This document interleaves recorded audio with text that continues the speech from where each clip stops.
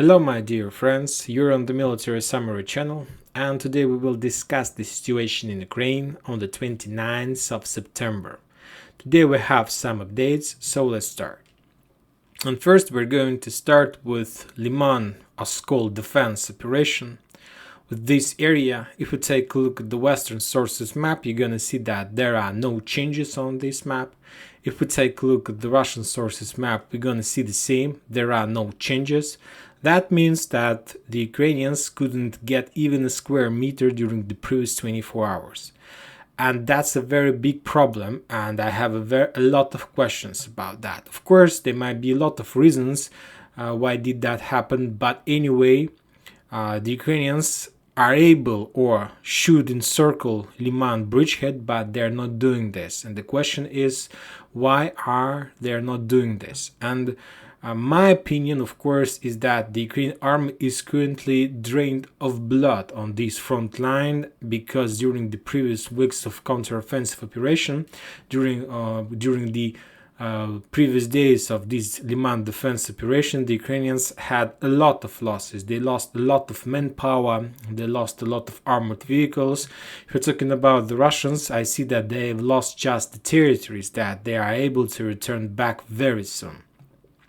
If we're talking about Liman, for example, today I got at least 3 reports from this area from war journalists who visited this area. They provided some interviews with different commanders from this area, and to tell the truth, the Russians are calm. They're calm. Yes, they're like a little bit stressed. They understand that they might be killed every single second by the mortar or sniper or commanders or something like this. But anyway, the Russians were very calm, and they were, we can say, they knew what was happening there, and they understand what is going to be next. And I believe that this is the reason why the Ukrainians stopped their offensive operation in the Liman area, because they also understood everything. And I believe that now we are going to see, or sooner or later, we're going to see the counteroffensive operation from the Russian side. If we're talking about this entire area, today we have some updates, but mainly they were local, no changes on the front line.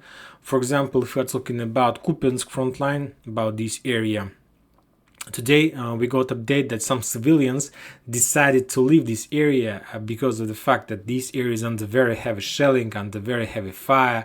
Furthermore, the Ukrainians on these territories, I'm not sure that they are very good with the locals, because most of the locals were supported and was working, cooperating with the Russians. So of course, I'm not sure that these civilians are have a very nice position in this town. So let's say around few cars of civilians were trying to leave this area. They prepared some kind of convoy and were trying to leave this area, and the Ukrainians attacked those civilians in their back using the artillery or mortars. Anyway, around 30 people were killed during that attack, and all of them were civilians, and there were a lot of children among those civilians. So that was some kind of attack in their back.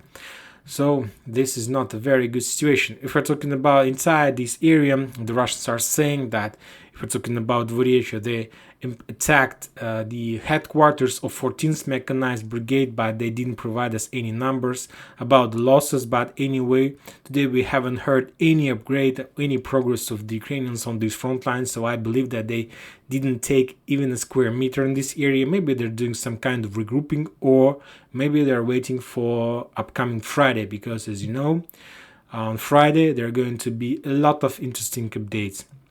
If we are talking about Kupiansk, the Russians are saying, the Ministry of Defense, that they attacked this area with the rockets, and as a result of that attack, the 92nd Mechanized Brigade in Kupiansk lost around 70 soldiers and 14 armored vehicles.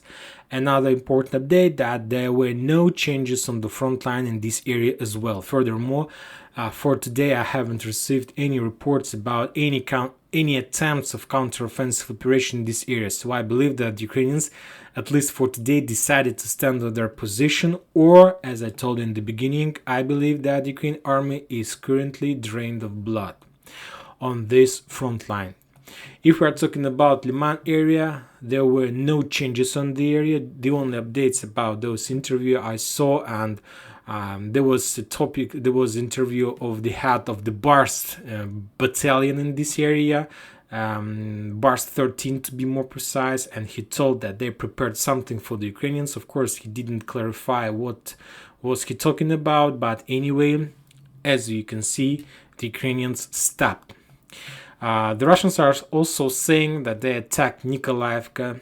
This, we can say, the base or the reserve base of the Ukrainians in the Liman offensive operation. And the Russians are saying that as a result of that attack, Foreign Legion had losses in this town, and they lost up to 80 soldiers in this area. To tell the truth, there were no more changes on the front line. Like the regular situation, the Russians are attacking warehouses, depots, the headquarters. There were no updates from the Ukrainians, just the thing that they attacked civilians in Oskol-Kupinsk area. Regular attacks from the Ukrainian side of Donetsk, Gorlovka, of some towns in the back in LPR. But if we're talking about the Russians, as you can see, there are a lot of icons on the area between Bakhmut and Gorlovka. As you can see, the Russians, no matter the Ukrainian success, no matter the currently situation on the Liman front line, they continue offensive operation in Bakhmut and in the area between Nikolaevka and Gorlovka, so we can say in direction of Kurdyumovka. Today, as you can see, the Russian source map has been updated. They added some red territory to their territory, like this one. As you can see, I believe that soon they're planning to move the gray line. That the progress is not very big, but anyway, at least something on this front line. And the same situation in this area, the Ukrainians, or to be more precise, if I remember, LPR forces currently storming and attacking the Mayorsk fortification. A few weeks ago, the Russians told that they already took this fortification, but as I believe that was maybe some kind of fake update or some kind of speculation, because today we got update that they continue storming of this area. If we're talking about Donetsk and the other frontline, situation is totally stable. No offensive operation from both sides, just the defense games and artillery duels. Today there were some kind of prisoners of war exchange in Zaporozhye area, and that's it. Now let's talk about upcoming events and situation and the updates that we received from some kind of Western intelligence. First of all, as you know, tomorrow on Friday at 3 p.m. of Moscow time, of local time, the Russians are planning to make some kind of meeting where the president of Russian Federation is going to have a speech, and also a lot of the members of parliament were invited to this meeting. Also the head of the Zaporozhye, Kherson, and the DPR, LPR republics were invited on that meeting. And today some authorities from Russian Federation reported that tomorrow at 3 p.m. all these republics are going to become a part of Russian Federation. And we understand that this is a very important update. Furthermore, if you're talking about the Ukrainians, today Zelensky announced about their meeting on their side at the same time on Friday. So I believe that they're planning to make some decision according to this situation as well.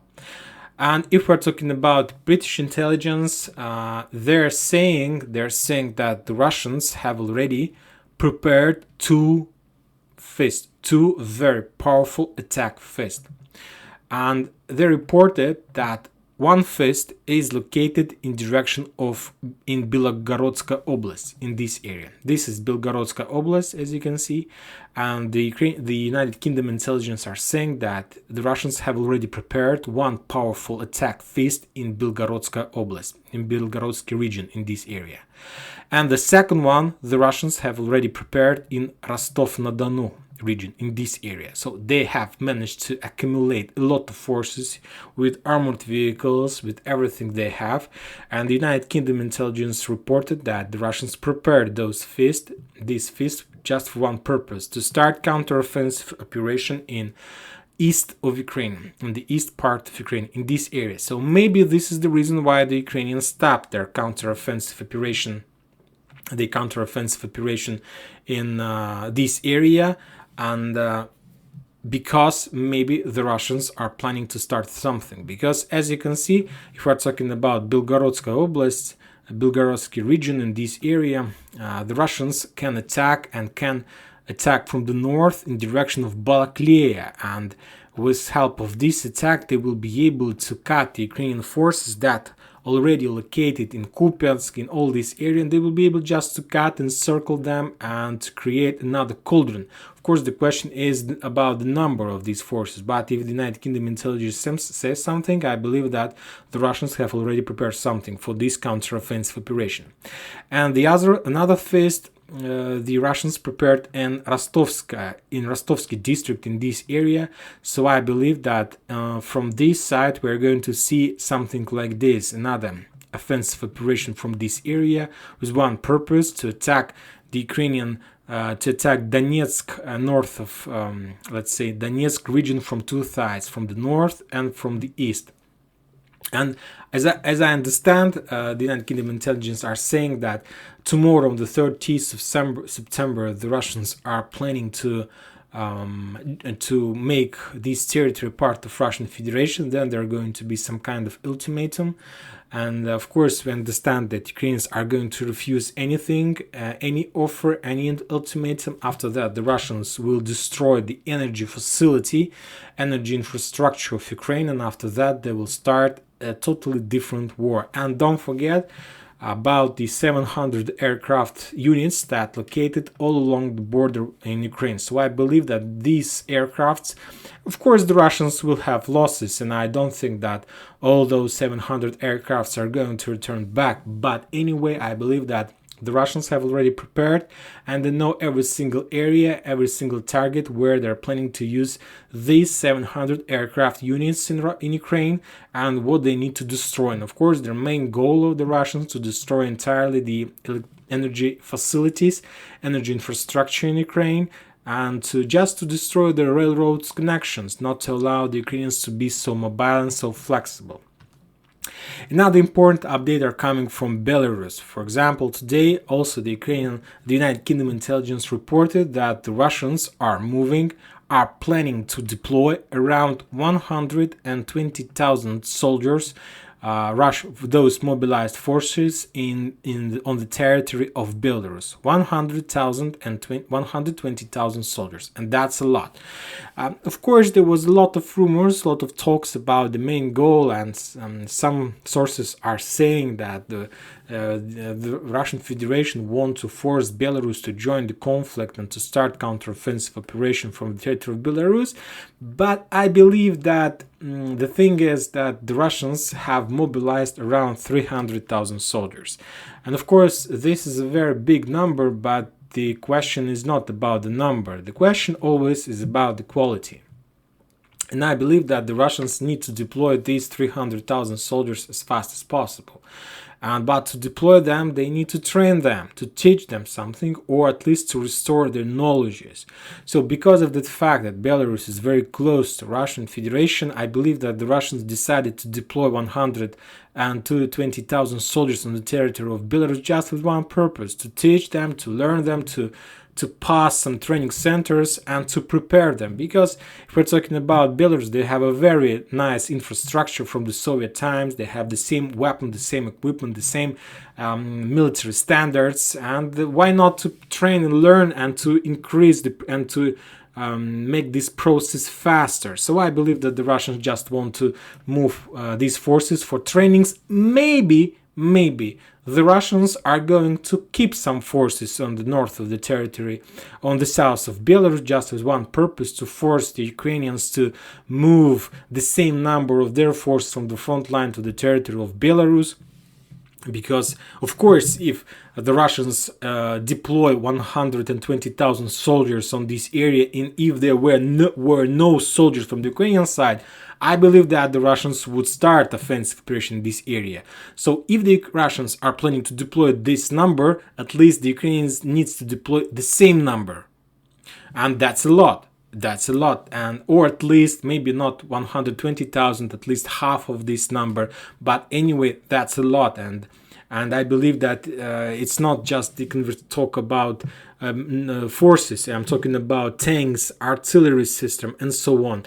But of course, there are also another option that the Russians maybe are planning to start offensive operation in Belarus. But I believe that during the first phase of offensive operation, the Russians were attacking in direction of Kiev. But I believe that if the Russians are planning to start any counter-offensive operation on the territory of Belarus, I believe that at this moment they will start their offensive operation from Brest in direction of Lutsk with one purpose.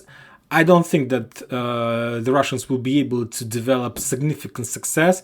The only thing they need is to take control over this road that connects Poland and Kiev, this railroad, to cut one supply road and to establish fire control over another supply road, just to cut Ukraine from the Western support. So if the Russians are able to take something like this, if they are planning to start their counter-offensive operation, I believe that they will be able to reduce the support of Ukraine in 2 or 3 times, because in this case the Western countries and Ukraine will be able to will have opportunity to support Ukraine just using this small road, small area. And of course, from this position, if the Russians are able to establish control over this part of Ukraine, they will be able to establish fire control, artillery control, Iskander control, aircraft control. They will be able to see everything, and of course they will be able to pin down the Ukrainian supply and support in this territory. And I believe that the supply and support of Eastern Front will be reduced in many times in this case. Furthermore, the Russians will be able to achieve a lot of examples of Western weapon. Furthermore, this attack will reduce the possibilities of NATO countries or the possibility of Poland to take control over west part of Ukraine if they ever plan to do this. So this is the situation, and tomorrow is a very important day, so we'll see what is going to be next. But I believe that on Monday we're going to see a lot of new updates, a lot of new changes, and I believe that something bad with the Ukrainian army is going to happen near Liman bridgehead during the next few weeks. And that's it for today. Military Summary channel reminds you that we condemn any violence in Ukraine. Thank you for watching. Subscribe to my channel, put your likes, join my Patreon, and have a good day. Bye bye.